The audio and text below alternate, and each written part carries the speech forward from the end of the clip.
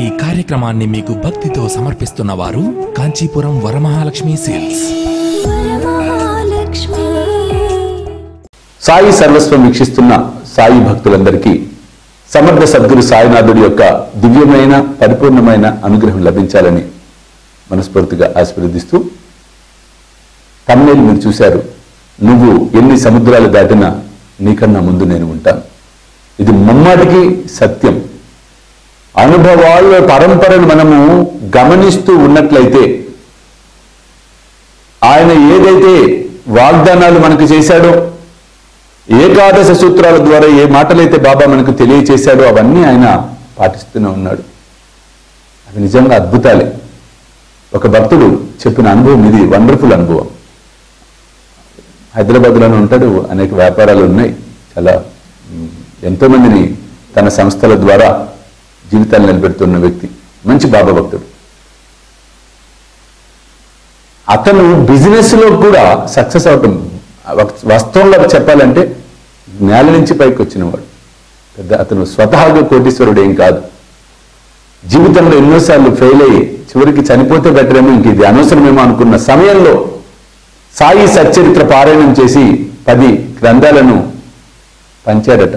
అప్పుడు ఒకసారి నాకు కూడా గుర్తులేదండి, ఎన్నో లక్షల మందిని కలిశాను 2003 నుంచి ఇప్పటిదాకా.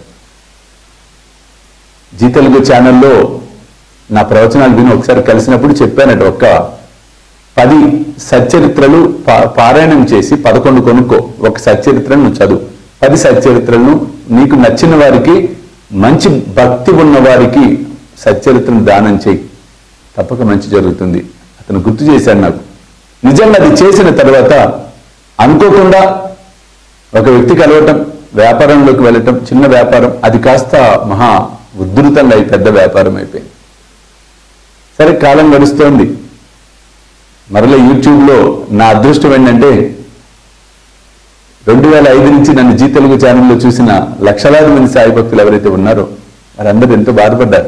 తర్వాత ఛానల్స్లో కూడా రావట్లేదు, గురువు గారు ఎక్కడున్నారు. కానీ సాయి సర్వస్వం మరల మనల్ని అందరినీ కలిపింది.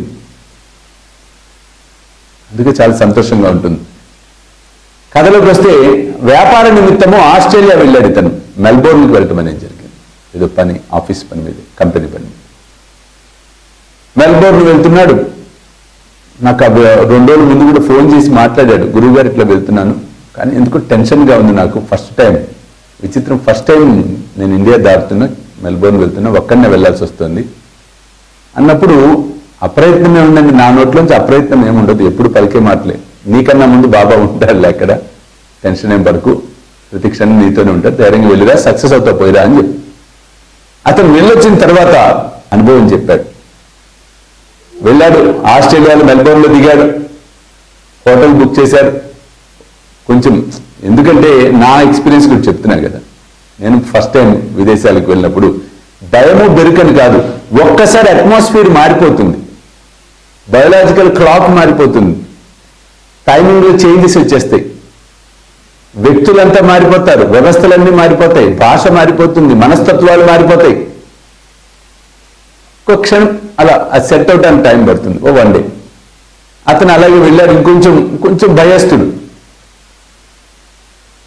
వెళ్ళాడు, హోటల్ ఏదైతే బుక్ చేసుకున్నారో హోటల్కి వెళ్ళి కాస్త రిలాక్స్ అయ్యి, రిఫ్రెష్ అయ్యి, కిందకి వెళ్ళి బ్రేక్ఫాస్ట్, డిన్నర్, లంచ్ సంథింగ్ తినేసేసి రూమ్లోకి వచ్చాట.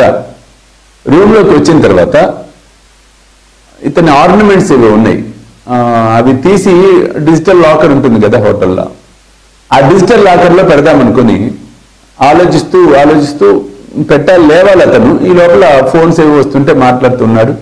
ఫోన్స్ అన్నీ అయిన తర్వాత ఇతనికి అనిపిస్తుంది మనసులో, బాబా సక్సెస్ఫుల్గా అన్నీ అయ్యేటట్టుగా చూడు. ఎందుకు దేని గుర్తు వచ్చాయంట, గురువు గారు చెప్పారు ఎక్కడైనా నీకన్నా ముందు బాబానే ఉంటాడు అని. మరి ఇంతవరకు నాకు నిదర్శనమే లేదే, ఏమో చూద్దాం. లాస్ట్ టైం కూడా చెప్పారు గురువు గారు, ఒక భక్తుడికి టీవీలో కనపడ్డారని చెప్పి టీవీ పెట్టి అంతా చూశాట. అతను చెప్తే నాకు నవ్వొచ్చింది, కనపడలే బాబా. అయ్యో, టీవీలో కూడా ఎక్కడా కనపడలేదే బాబా అని చెప్పి ఇంకా ఆర్నమెంట్స్ తీసి డిజిటల్ లాకర్లో పెడదామని డిజిటల్ లాకర్ ఓపెన్ చేశాడు. ఓపెన్ చేసి అన్ని తీసి పెడదామని అలా చూసేటప్పటికి ఏదో పేపర్ లాగా కనపడింది. ఏంటి కార్డు పేపర్ అని చెప్పి తీస్తే బాబా ఫోటో. ఒక్క నిమిషం అతని ఒళ్ళు జలధరించిపోయింది. ఎర్ర బట్టలతో అభయహస్తంతో ఫోటో ఉంటుంది చూడండి, అది బాబా ఫోటో. ఒక్క క్షణం కళ్ళము నీళ్ళు గారిపోయినాయి అతనికి. అబ్బా, ఇలా దర్శనం ఇచ్చావా, ఇలా నువ్వు నాతో ఉన్నావా నిరూపించావా అని సంతోషపడ్డాడు. అంతా అయిపోయింది. 1 వీక్ ఎంతో సంథింగ్ ఉండాడట అక్కడ, 5-6 డేస్ పైన. దిగిన తర్వాత ఎందుకు ఇతనికి అనిపించింది, బాబా ఫోటో ఎలా వచ్చింది, బాబా ఏమన్నా పెట్టాడా? ఇక్కడ మనం చాలా జాగ్రత్తగా పర్సూ చేయాలి. కొన్ని అనుభవాలను మనం టకటక రుద్దేకూడదండి. బాబా వచ్చాడు పెట్టేశాడు కాదు, అక్కడ జరిగిన అంశాలేంటో చూడండి. ప్రేరణ కల్పిస్తాడు సాయి ఒక వ్యక్తి ద్వారా. ప్రేరణ జరుగుతుంది. ఏం ప్రేరణ అక్కడ జరిగింది? ఇతను వెళ్తూ ఇన్ని రోజులు ఉన్నాడు కదా, రిసెప్షన్ లో ఉన్న అతను ఫ్రెండ్ అయ్యాడు ఇతనికి. సరదాగా మాట్లాడటం, పలకరించడం అంతా. అదృష్టం ఏంటంటే అతను ఒక ఇండియన్, ఢిల్లీలో సంథింగ్ నార్త్ ఇండియన్. మాటల్లో ఇతను డౌట్ వచ్చి అతనితో అడిగాడట వెళ్ళే రోజు, అది కూడా ఇంక చెక్అవుట్ చేసే టైం రోజు. సంథింగ్ అతని పేరు ఏదో అని పిలిచి, బాబు నేను 2 రోజులు ఉన్నా కదా, నా ముందు ఎవరున్నారు ఈ రూమ్ లో అని చెప్పింది. అప్పుడు అతను చెక్ చేస్తా అని చెప్పేసి చెక్ చేస్తే ఇతను ముందు అక్కడ ఒక గుజరాతీ ఉన్నాడు, అంటే ఒక ఇండియన్ ఉన్నాడు. ఆ పేరు చెప్పిన తర్వాత ఇతన్ని ఆలోచిస్తే అప్పుడు స్ఫురణకు వచ్చింది. ఏం జరిగింది అక్కడ అంశం అంటే, అతను 100%, నాతో కూడా అతను డిస్కస్ చేస్తే నాకు అదే అనిపించింది, అతను 100% బాబా భక్తుడు అంటాడు. సో బాబా భక్తుడు అయినప్పుడు ఆ ఫోటో ఇతనిలాగానే డిజిటల్ లాకర్లో ఫోటోతో సహా పెట్టుంటాడు. వెళ్ళేటప్పుడు ఆ ఫోటో అక్కడ ఉండిపోయింది, అతను వెళ్ళిపోయాడు. అంటే ఏం జరిగింది అక్కడ? బాబా ఎలా ప్రేరణ కల్పించాడు, నెక్స్ట్ ఎవరు వస్తున్నారో తెలుసుగా ఆయనకి. ఒకసారి మనం లాజికల్ గా కూడా ఆలోచిద్దాం. మొరటుగా చెప్పటం కాదు, బాబా వచ్చేసి ఫోటో పెట్టాడు, అవి జరుగుతాయి, అవి వేరే విషయం. ఆ సందర్భాలు వేరుంటాయి, పరిస్థితులు వేరుంటాయి. కానీ ఇక్కడ సిచ్యువేషన్స్ జాగ్రత్తగా గమనిస్తే మనకు అర్థమవుతుంది.